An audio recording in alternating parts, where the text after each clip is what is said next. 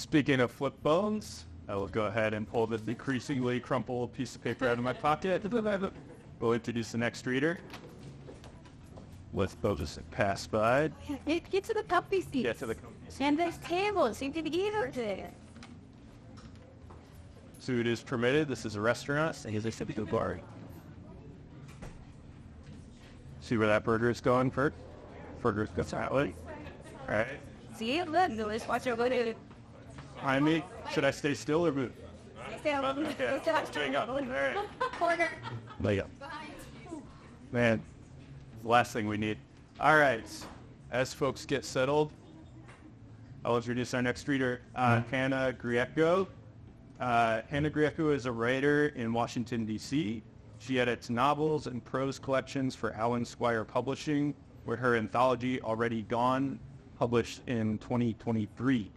Her old works can be read in the Washington Post, Al Jazeera, The Rumpus, Brevity, Poet Lore, Fairy Tale Review, Shenandoah, and more. Outside of the literary academic world, she's attempting to develop a non-parent identity. All advice on new hobbies that don't involve high levels of executive function is welcome.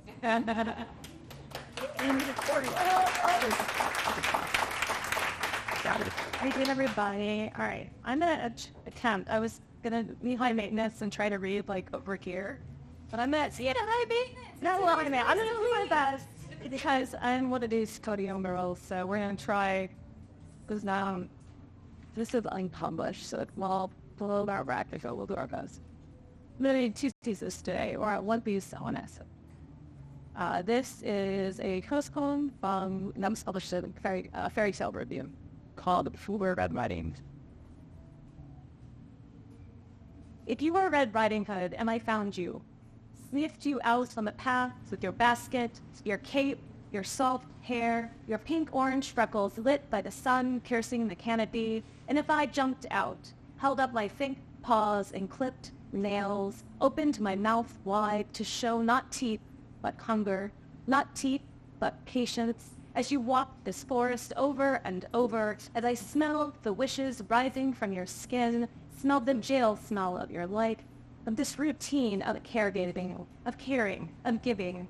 And if I searched and found the red haloing your head, the fire of everything you wanted to be, everything your mother and grandmother and great-grandmother wanted you to be, if you cried out but it wasn't fear, and then touched me, traced the paths of my palms and said, what big hands you have, said, you're so hungry, said, I used to fear this path. Then I could finally tell you, I'm not really a wolf.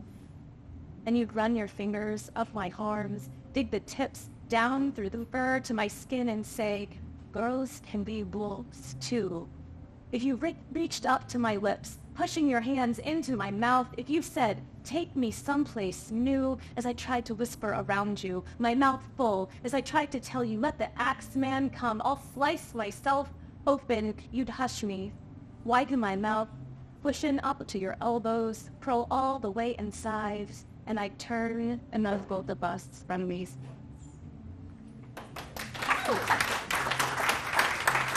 I just asked you for ask for a cup of water because I'm going to read you a chapter from my novel, and that is very stressful. So great. Cup of water, McKinley. Thank you so much. Really, really appreciate it. So I am terrible at me. But if you tell me this is totally on brand. We actually asked Hannah to do that, to sing it. All right, so I am an essayist and a short story writer and occasional poet who is finishing up revisions on a novel. And it is, I'm trying to get this ready to query. Because as many of you are professors, you know our semester is starting. Nothing will happen that is more than a page long until May. So I'm trying to get this done. So I'm going to be very bold and read the first chapter for you. Woo! Hell yeah! That's a lot. That's a lot for a little essayist to do. So let's see how it goes. All right. Present day. Why do all hospitals smell the same? Whether you're in Baltimore or a small town like this, A huge complex or a one-story with a tiny attached emergency room. It's always the same. Ammonia, but more than that. Coffee and latex.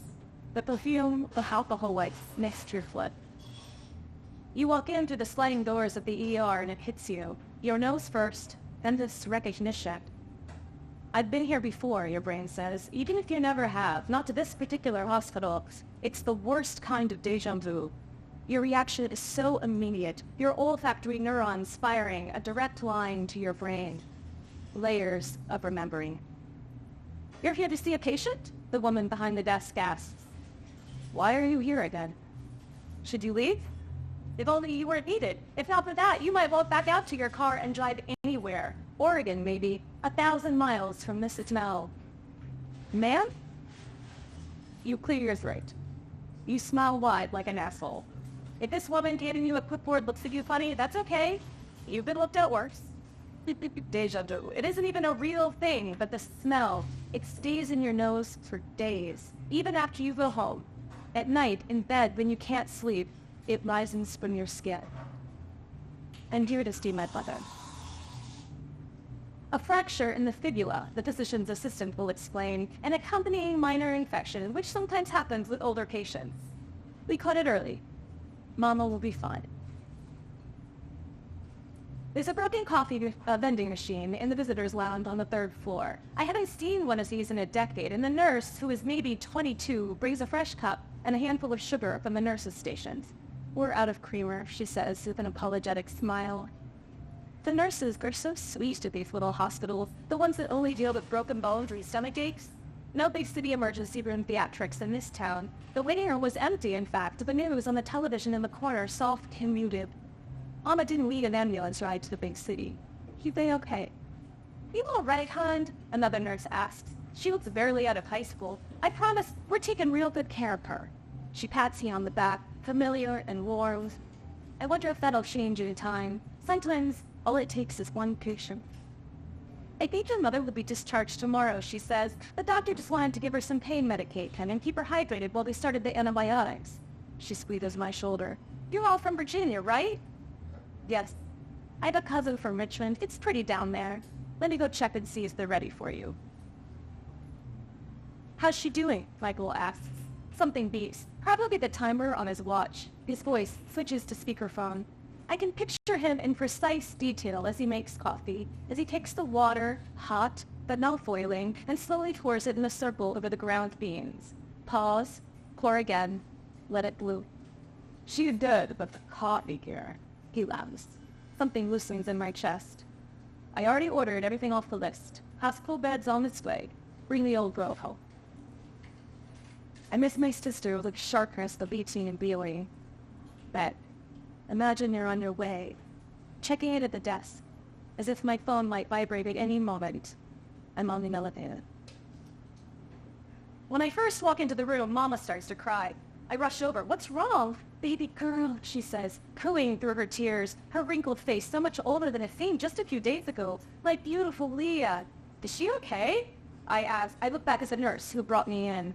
I'm so happy to see you, my sugar magnolia. Then Mama, clearly not okay, begins to sing. A cracked, off-pitch, saw my baby down by the river. I start to freak out. Remember, Leah? Sing with me, baby. There's our girl. The nurse behind me, unfazed, steps up and begins to check her blood pressure. She takes one look at my face and bursts out laughing. Oh, honey, don't worry. Your mother's been giving us the concert for the last hour. Ever since the oxy kicked in, those Mama, the high as a kite. Okay. What's she singing anyway? The Grateful Dead. Oh, that's nice. She clearly has no idea who that is. Just think about it isn't Bob Dylan, I say. Who? And when I smile as Mama keeps singing, through the squeeze of the blood pressure cuff, through the temperature and oxygen checks, every verse of Sugar Magnolia, enthusiastic and slightly slurred, then starting in, of course, on a whispered blowing in the winds before finally trailing off to sleep. It's surreal, strangely beautiful, and I stand there and listen to her serenade and the rhythmic beeps of her machines. And once she's asleep, I take her hand and hold her palm to my lips. The relief is weirdly anticlimactic and hard to trust. The drive that far, that fast, and now she's okay. Meg would have thoughts about this. about mama like this, a hospital like this with these baby nurses, these little sugar magnolias. Actually, I'll take whatever she's having, I would say, as I offered her coffee. And this is my sister. And I miss Miss Sun, and I even miss this smell. This smell I should hate, but somehow feels like home a little. You're absolutely unhinged, Leo, my sister would say. I love that about you. She'd have forgiven me by now. I lean over and kiss Mama on the forehead. Her skin is thin, but cool as gold. No more humor. Mama's fine, I tell the quiet room that somehow feels full of night, 26 years too late. We're all fine. Back in the hotel room, I check email. The studio needs the final recital schedule. 2 new potential students want to interview for lessons. An audition coming up in Frederick. A wedding reception booked for July.